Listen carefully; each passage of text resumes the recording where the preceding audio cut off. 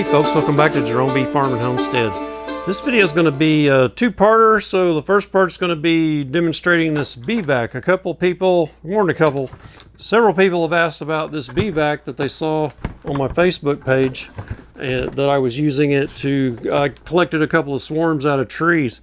So I'll show you how this is made. So this is old Brushy Mountain, and there's the website there. You can try that, but they're out of business, so that's probably not going to go anywhere, or it may go. They may still have their bee farm there. I don't know, but that company went out of business in 2018, I think, and I bought this in probably 2017, and it's really handy, and it was fairly inexpensive. But what's neat about it is it's pretty basic, and you could build one. So I'll get my tape measure out and I'll show you the main dimensions. So if you want to build one, you can. And let's just get right into it.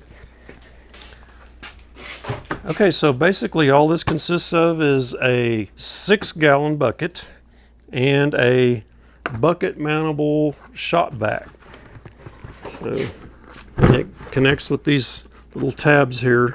Get the handle out of the way. So these little tabs, that's how it grips to the bucket. And there's one on each side. And so you got a bucket, you got the shop vac. So this is I saw in here somewhere, a Bucket Max 6.5 amp. So you can buy that probably just about anywhere, Amazon, eBay. And they've modified it with this is some Southern ingenuity here. So just a little teardrop shaped piece of like veneer thick wood, a little handle thingy, and a screw holding it in, screwed in. So this is the vacuum intake port. So you back off and let some of the vacuum escape or suck in air here instead of through the hose. So it regulates how strong it sucks.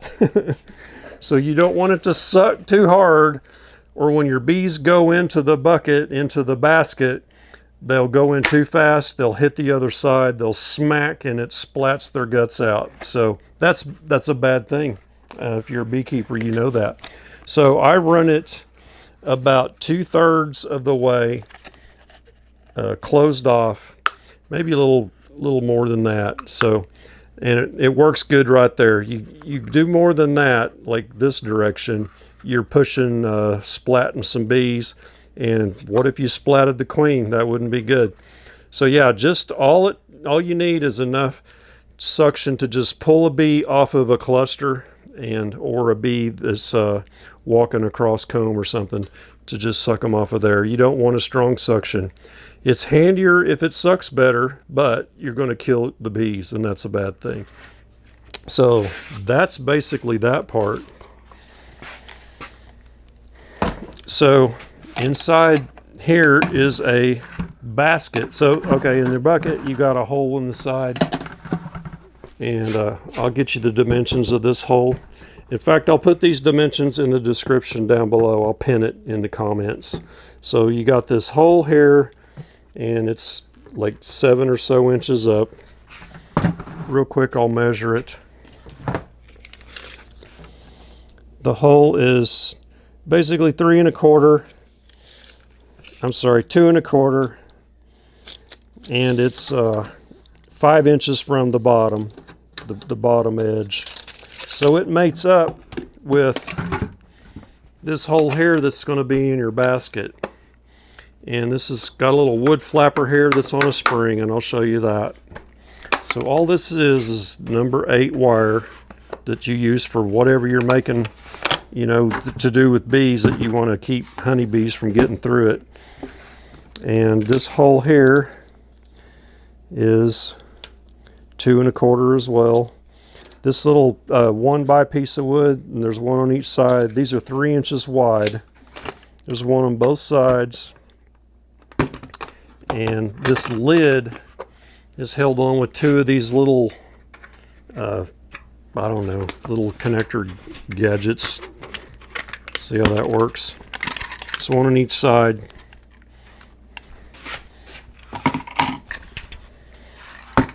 And it has a, looks like a 3/4 bottom, and it's just, the wires just stapled. Wires stapled both sides on these vertical pieces. This little spring-loaded flapper here, there you can see the little spring thingy,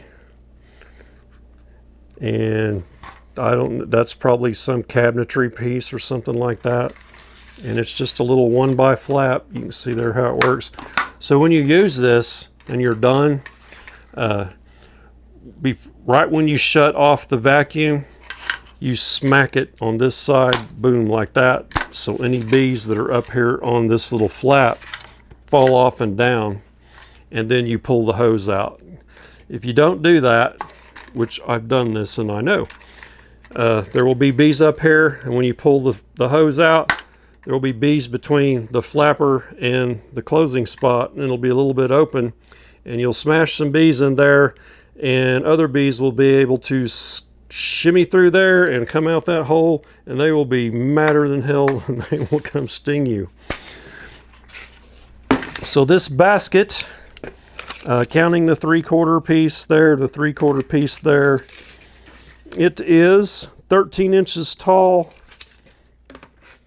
and 9 5/8 diameter. And that's it. Let's see, this top piece here is 1 1/4. This is 1 1/4 thickness around there.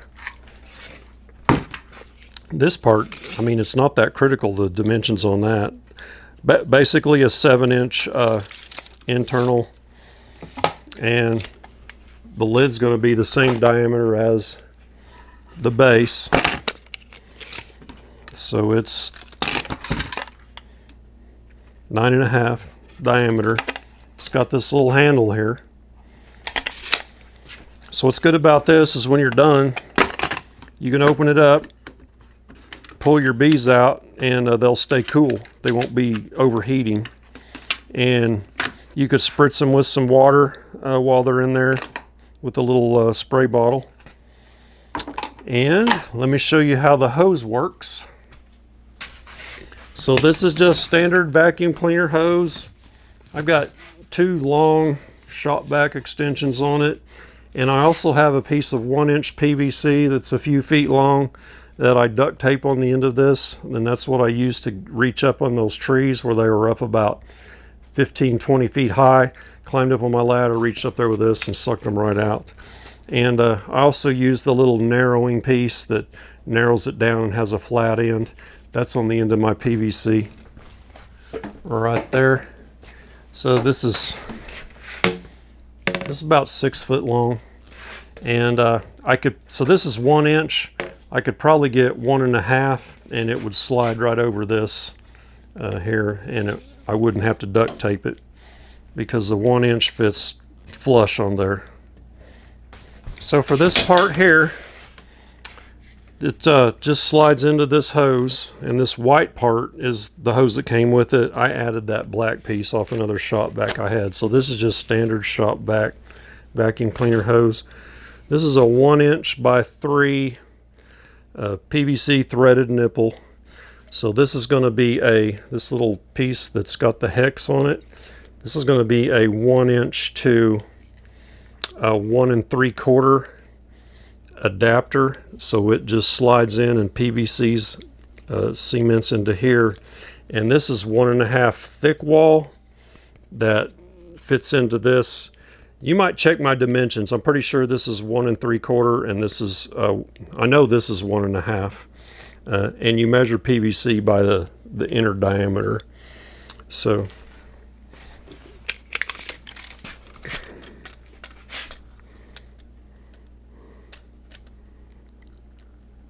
yeah, so this outside piece is going to be just a 1 3/4. So that's a 1-inch threaded to 1.5 coupler, and this 1 3/4 piece is just holding this 1 1/2 on here. And you can see how they cut that. That's a 45-degree angle right there, and it's about 2/3 of the way through the pipe, and you have a little flat piece right here. I don't know if you can see that better that way. There's a good angle of it. And it's got 2 of these little wicker bills here that when it's in the bucket, you put a bungee cord from here all the way around your bucket to the other side, and that holds it secure in your bucket. Let me show you how that goes in there. So you line the holes up, and this thing wiggles around in there, so your dimensions don't have to be super tight. So the small piece goes in first, then this piece fits snug with the bucket, and then it fits snug into the basket.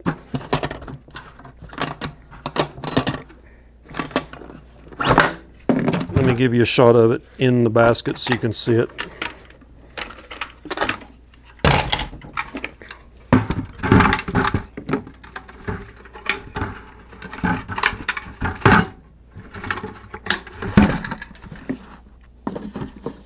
And you want the curved side downward.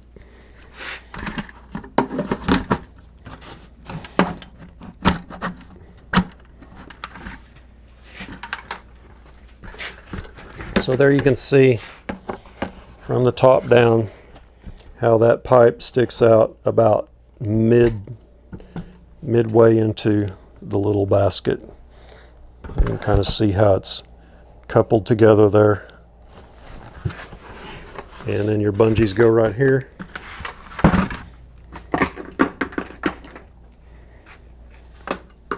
Like that.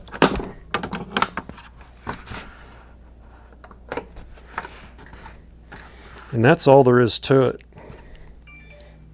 Yeah, so that's it. That's all there is to that. So if you have any questions, put them down below, and I will try and put those dimensions down there as well. And let's go in and do the unboxing real quick. Okay, so if you notice something different from this table from last time we were in here, so I got a big bucket, a 5-gallon bucket of 50/50 where I've been feeding the bees back in the dirt. And I also fed some of my new splits just a little bit, make sure they didn't run out. And there were 2 big boxes here, and those were full of elephant ears that we overwintered in here to keep them warm and from freezing. And we got those planted this weekend. I say we, my wife sees this video, she'll go, we, because she planted them. Let's see, so this box is from Hillco, and John Hill sends out these emails, and I can't help but look at them, and I think, man, you know, I could really use that. So sometimes he sends me stuff, and other times I just get it, right? I just buy it. I hate feeling like a mooch. You know, he's running a business, and it's a good business, so he deserves the business. So what do we got? It's a big box. Okay.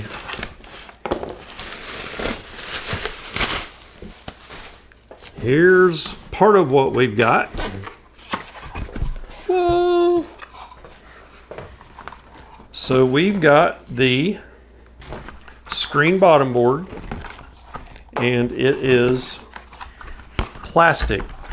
So this will never rot. It'll basically last forever as long as you take care of it.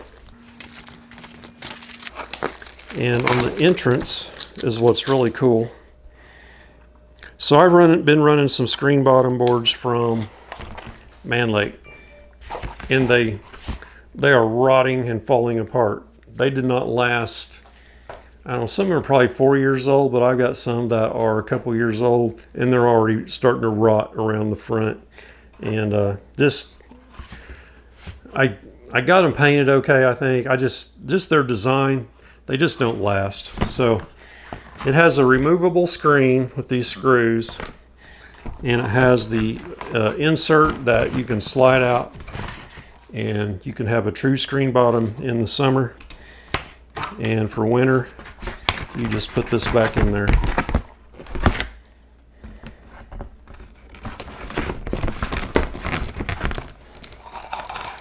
So there's a little bit of a gap there, and I was hoping that would be a better seal. So I don't know how that's going to work with my oxalic acid vapors. So what I told him is I'm not sure how this will work for OA, because the Man Lake ones, they don't seal very good, and that's not going to either. But that's not, so a screen bottom board isn't meant to keep the vapors in very well. So you have to do it some other way. So instead of drilling a hole into your deep box that's sitting on here, run a shim on it and drill a hole in that shim, or you can run a slatted rack on this and drill your hole in that. But the slatted racks are kind of expensive, and I don't know if the benefits of them are really worth it. So on the front, you can pull these out. Bees can come and go here. You can lock this down. You can take it out. It has different settings. You can flip this around like that. You get the gist. So it's pretty neat. So if you wanted to transport a hive, you could lock it down with this. They would have some ventilation there. So I got 5 of these and 5 of another thing. So this will help me replace some of those Man Lake screen bottoms. When I say 5, I meant 3. I got 3 of each. So if you get 3 of something from Hillco, you get a 5% discount. So I went ahead and got 3 of each. And the other thing I got is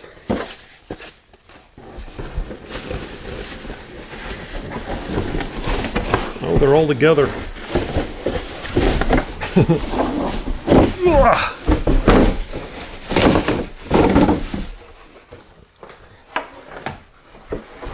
These plastic hive tops. So I've got quite a few more hives this year, and I'm going to need some more equipment, and I thought I would go ahead and try some of these plastic tops. These will never rot. They'll last forever. They're UV protected, and they're solid. So I'm anxious to try these out. So thanks Hillco for getting me those quickly. I ordered them, I think Thursday, and this is Tuesday, and they're here. So they got them to me fast. So put any comments down below what you think of those, and that's the end of this video. So give me a thumbs up, and we'll catch you on the next beekeeping video. Y'all take care.